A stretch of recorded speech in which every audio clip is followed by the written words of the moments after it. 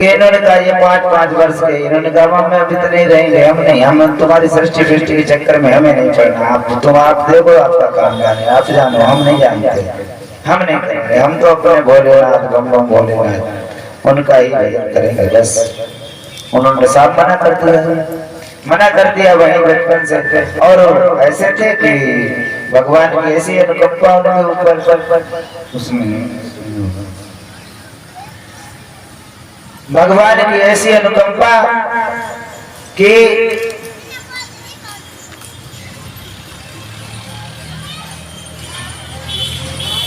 पांच वर्ष की आयु में वो साधु तो बचपन से थे, उनकी आयु हमेशा 5 वर्ष की ही रही।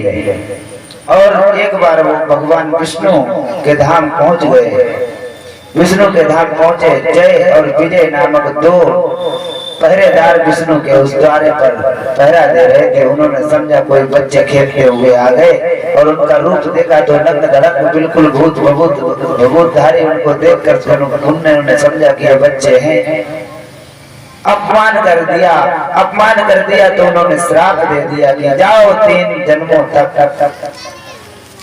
कहा तो उन्होंने कहा था कि तुम जाओ अभी से भूधरा पर, जिस द्वारे पर तुम खड़े हो ये द्वारा ही तुम्हारा छूट जाएगा, तुम्हें इस दरवाजे का घमंड है, यही तुम्हारा छूट जाएगा और तुम पृथ्वी से फिर भूलोक पर जाओगे, पृथ्वी लोक पर जाओगे और वहां राक्षस की योनि में जन्म लोगे।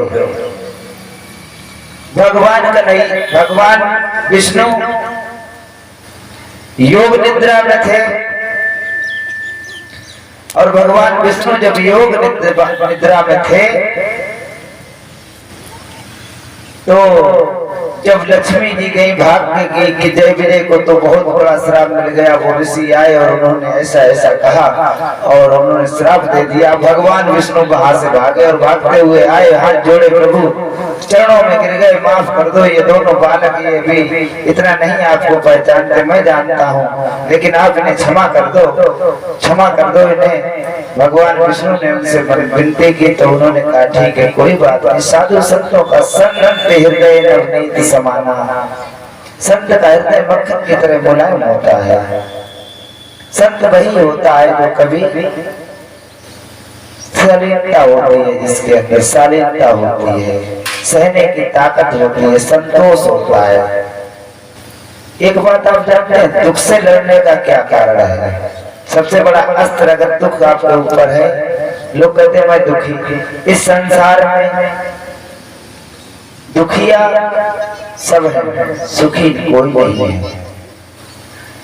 तो कहना ये चाहता हूं कि सब दुखी है, कोई किसी से दुखी है, कोई किसी से, कोई किसी से, चाहे पैसे वाला हो, चाहे एक कलयुग की एक सच्चाई है।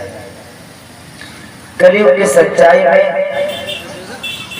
क्योंकि ये भूमंडल, ये पृथ्वी इसीलिए बनाई गई है, यहाँ उन्हीं को भेजा जाता है जिनको श्राप लगता है। अगर देवता भी आते हैं इस पे वास करने, ऐसी बात नहीं, और यहाँ भी देवता आए हुए हैं जो ये दरबार लगा है। और ये कथा देवताओं को नहीं सुनाई गई थी, ये भी श्रीमद् भागवत महापुराण में मैं स्पष्ट दे सकता हूँ। मैं वही बोलता हूँ जो श्रीमद् महापुराण में लिखा है। देवताओं के लिए उन्होंने, जब ये श्री सुखदेव जी से पूछा गया, सौनक ऋषि ने कहा कि इनको भी सुना दो, ये आ गए सुनने के लिए। कहा नहीं, इनके लिए नहीं है, जाइए आप। तो देवता भी जिसको तरसते थे सुनने के लिए, वो कथा किसके लिए बनाई गई? कलयुग के लिए। अब जय विजय को जब श्राप मिल गया, श्राप तो जब उनका अवतार सतयुग में हुआ तो हिरणा और हिरण्याकश्यप, हिरणाक्ष और हिरण्याकश्यप के नाम से भगवान ने उनका वध कर दिया। सूर्य का युग था, उसके बाद त्रेता युग आया, चंद्रदेव का युग था, यानी सोम सोमाय नमः, उनको चंद्रदेव कहते हैं। तो चंद्र का युग आया, उन्होंने तो और भी वो कर दिया। क्या हो गया कि रावण ने सीता का हरण कर दिया। और यहाँ भी वही जय विजय। भगवान ने उनसे जब विनती की तो कहा कि देखो हम इसे श्राप तो वापस नहीं ले सकते, लेकिन इतना कर सकते हैं कि इसे हम थोड़ा कम कर सकते हैं। तो कहा कि ठीक है कम कर दो। तो कहा कम कर देते हैं कि इसके 3 जन्म होंगे इनके, और तीनों जन्मों में जब भी ये जन्म लेंगे तो ये बड़े बलशाली होंगे। ये भी इन्हें है, राज्य करेंगे ये वहां भी, लेकिन राक्षस योनि में जन्म लेंगे और इनको आपको ही इनका उद्धार करना होगा। आप ही इनके बीच में आ रहे हैं ज्यादा विष्णु, तुम ही आ रहे हो विष्णु, तुम्ही को इनका उद्धार करना होगा। जब जब तुम अवतार लोगे तभी ये उद्धार हो पाएंगे, वैसे इनका उद्धार नहीं होगा। तो सतयुग में तो ये हो गया, दो अवतार हमने बताए, जय और जय।